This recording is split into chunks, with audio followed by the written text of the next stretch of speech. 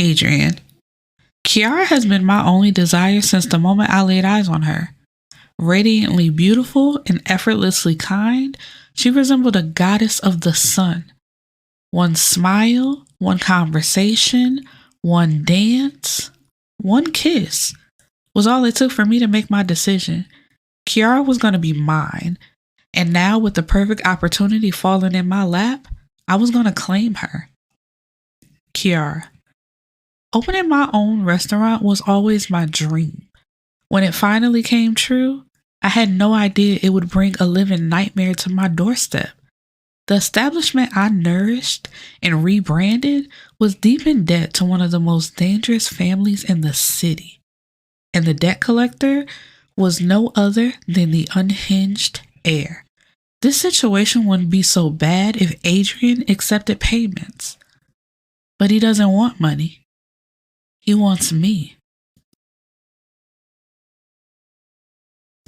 All right, my beautiful people, we are back with another new author by the name of Asia Monet or Monet. I don't know if the T is silent, whatever. But anyway, The Heir of Flames. Let's get into it. So it was a good book overall. There's a few things I do want to give a little critique on, but it was a good story.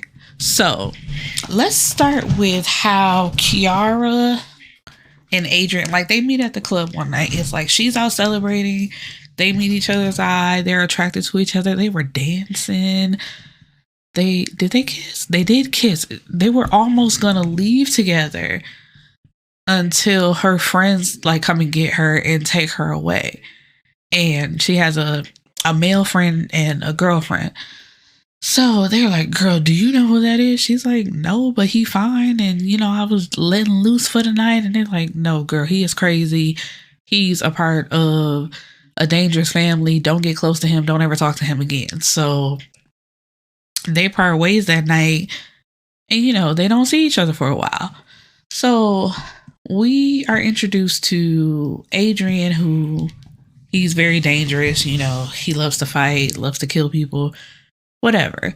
So he learns that the restaurant that they were collecting money from is under new management. Like somebody else owns the business. And they're like, okay, do they know that they have to pay us money?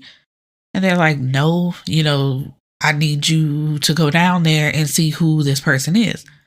So he goes to the restaurant because, despite whoever bought the business, it belongs to them. And that person's debt has now become the new owner's debt. So when he gets there, he's surprised to see the woman from the club that night, which is Kiara. And he's thinking she just works there. But she's like, no, this is my business. Tell me how you like the food. And he's like, oh, this just worked out in my favor. And it's like, no, nigga, you could have just told her that you liked her and you wanted to date her. Instead, he threatens her and tells her, that debt is now your debt. So you either have to pay the money in full or basically I'm going to take care of you. But he's not going to kill her or do anything to her because he's infatuated with her. Like everything about her, he's drawn to. So and this is what I hated. Like the friends put that bug in her ear of how okay, hold on. What do I want to say? Because yes, he's unhinged. He's crazy, whatever. But she didn't know that yet. And it's like he's crazy in a way that would not affect her if they just got to know each other, like going out on dates or whatever, just getting to know each other. But it's like because her friends both put that bug in her ear, like he's crazy, never have any contact with him. If you see him, go the other way. And if anything ever happens, I know a guy that could help you out with him. So because she now has that thought when she sees him this time, and then he didn't make it no better by doing that with, threatening her and basically saying, you're mine now. I own you. It ruins their relationship. So anyway, she's trying to think of a way to come up with the money, which it was an insane amount, which she didn't just have on hand, which of course worked to his advantage. So now he's like, I'm picking you up every day from work and taking you home. You coming to stay in my apartment? Like, basically, I own you now. And another thing that this kind of got on my nerves because her friends offered to help her, but she was like, no, I think I can talk to him. There's no need to do that. And then this guy by the name of Dante, which I'm still trying to understand this, right? Dante was best friends with Adrian's older brother. Like, they were best friends, basically, / brothers. But something happened with Dante's dad where he like went to jail. I was about to get out of jail. And basically Dante crossed the older brother. But we don't get the information on that. So I think that's where my annoyance came in, because there were a couple of details that were left out that needed to be included in the story that weren't. Like, we kind of brushed over them. So if we do get a part 2, Miss Asia, include more detail. Like, it's certain things where I think the audience is supposed to draw their own conclusion, and that's not always good. And so Dante also seems to be kind of infatuated with Adrian's sister. So it's Adrian, his older brother, and is she his twin? His twin sister. So, they had a hard life growing up. Their mother is dead. Now, technically, the mother's death is the father's fault, but he takes it out on Adrian. Like, he abuses him throughout this book. And sometimes, he comes home beaten up, and Kiara wants to take care of him. Like, oh my God, what happened to you? Who did this to you? And he doesn't want to talk about it. He won't express himself. He won't do none of that. And that's another thing I hate. I'm like, nigga, you're crazy over her. You're stalking her. You love everything about her and want to possess her for yourself. And it seems like just when they're starting to get closer, that's when he pulls back and is like, it's none of your business. Just do what I tell you to do and let that be that. And it's like, hold on, player. Who you talking to? Don't talk to me like that. And they just do. It's like this runaround thing, basically.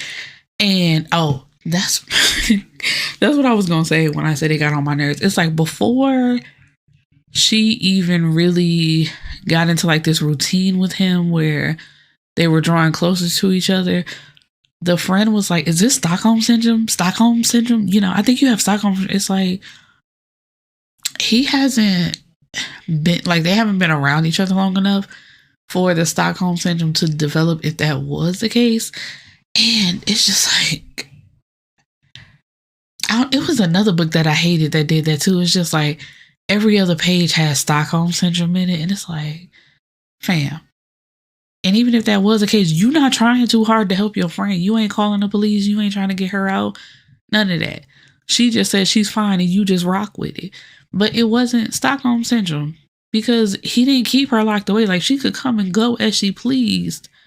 She liked him just as much as he liked her. That's why she played the game. Because like I said, Dante had basically crossed their family. So they was not cool with him. And her friend told her, he can get you out of there, which he offered her plenty of times. Like, I can help you get away from him if you want to. And she will always say, no, it's fine. It's cool. I got it. But one thing I didn't understand, because Dante was almost made out to be like this Joker character. Like, he found everything funny. He would like play these games. And I'm just like, what's happening here? I don't get him. And he's infatuated with the sister, which I don't think would have happened. Let me tell you what I wanted to happen though. Like, for real.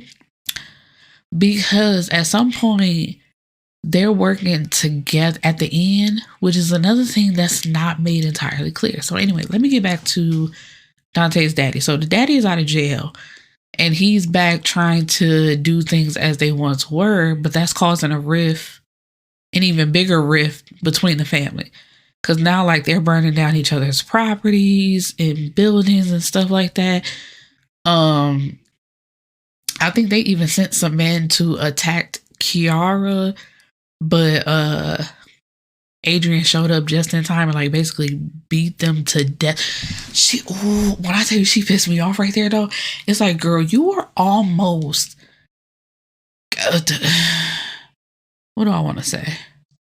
Like, girl, they almost took you and gang raped you. And the fact that he showed up and whooped their ass so bad to where you just saw it was basically gory. But then she's like, don't touch me. I don't want you to put your hands on. Like, girl, he saved your life. And it wasn't his fault. That was another thing. Yes, Adrian's crazy. Yes, he